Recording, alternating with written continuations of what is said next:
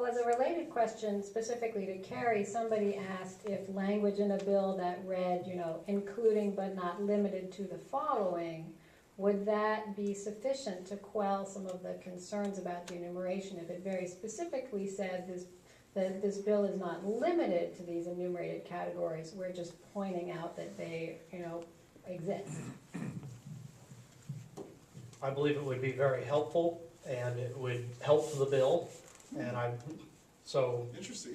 take note of that. I do believe that it does benefit the legislation. It would benefit our schools and our students if the enumerated version of the bill were to pass. However, It's on camera, right? yeah, no, and I don't mind saying that.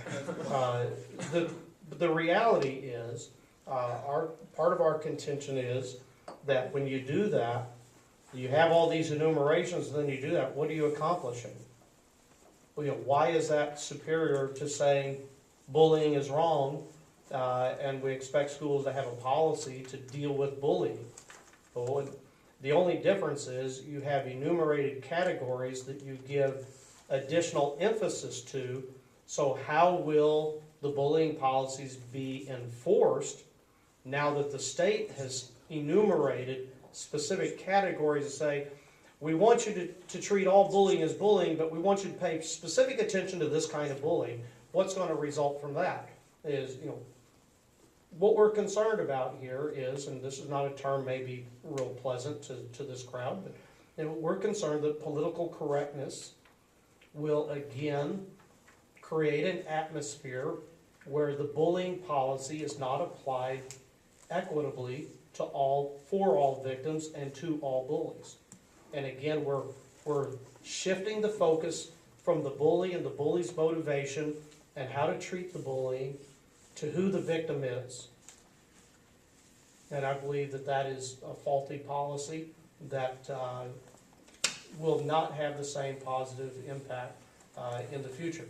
I will agree with Morgan, and I do believe that part of his base concern that he expressed earlier this evening is that there are certain types of bullying that in some schools seems to be politically correct bullying and may not be receiving adequate treatment from the administration or the teachers. Specifically when he made the statement, something about teachers being afraid to even report certain types of bullying.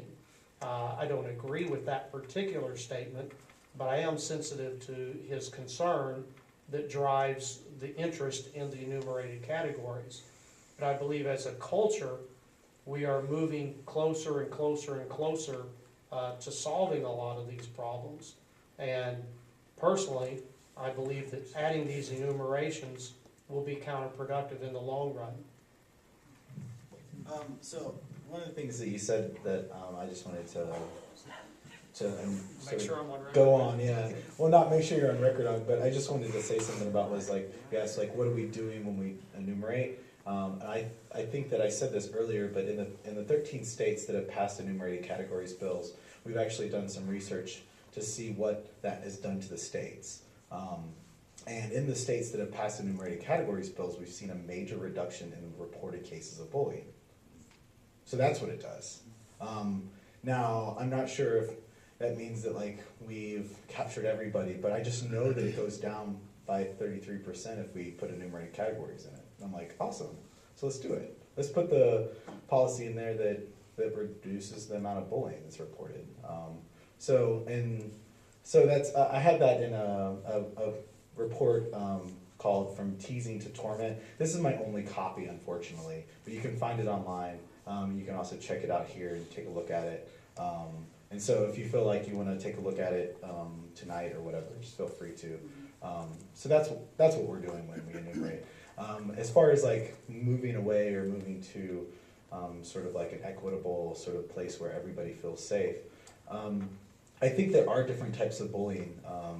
I got this report of a case that happened down in Springfield this week actually from the NAACP down there where a student was called the N-word and the school wanted to say that it wasn't bullying or harassment, but it was name calling, and name calling is treated differently.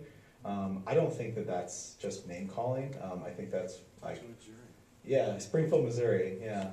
And it's okay. And the NAACP sort of like is sort of working in the Safe Schools Coalition, and we sort of get all these cases and we see them, and I'm like, whoa. So it's real troubling to see that schools are, instead of really trying to fix the problem, instead of trying to sweep it under the rug because they don't know how to deal with the problem. Like, it sends a real clear message to me that they don't feel empowered, our schools don't. And so the current law that we have now, again, is not enough, and it doesn't do enough. And I still don't know what other pieces of legislation are out there as an option to correct this. So I don't know if there are other ones, and I haven't seen any across the country that do anything except for enumerate that actually reduces the reported cases of bullying. So this is a debate, can I respond to? You can, although Continue to I have go a back and question forth. for you based on that, so that may be part of it or not. I wanted to go to something you said a little bit earlier. And it's part of a question for you, Morgan. Did you say in states where this is passed, there's been a 30% reduction in reports of bullying? So without seeing the raw data on that, I would challenge with the question of, does that mean the enumerations are the only thing being reported? And so 30% of the bullying is just not being reported because they don't fit into those classifications. Does that question, have I framed that where it makes sense? Sure. Yeah, and without the raw data, I can't answer that, so I'm gonna just throw that out rhetorically. And then I would also have to say, because I'm not familiar with the Springfield case, when you get into anecdotes, you have to ask a lot of questions. Was this a junior high or an older student saying something inappropriate, or was this a kindergarten first grade kid, repeating something he heard someone else say out of ignorance? Maybe it was a form of bullying. He was being mean towards somebody, but was his social development at such a point that it really wasn't so much bullying as he needed to be taught what proper social behavior should be as far as that type of name calling. I mean, there is a point where all of us, our children at young ages, have disappointed us by things that they have said repeating other people because they just simply didn't know any better. I got in trouble as an adult on my first job because I called a black man colored because I was being respectful. I was taught by my parents, you never call a black man black. Well, I didn't know until I was working in a work environment where there were black people, because I did grow up in a predominantly white culture and community. And my parents, my dad, the only person he ever let hunt on our farm was his black friend from work. And so I hadn't been exposed to a lot of black people, but I was taught by my parents from an earlier generation that it was inappropriate to call a black person black, that was demeaning.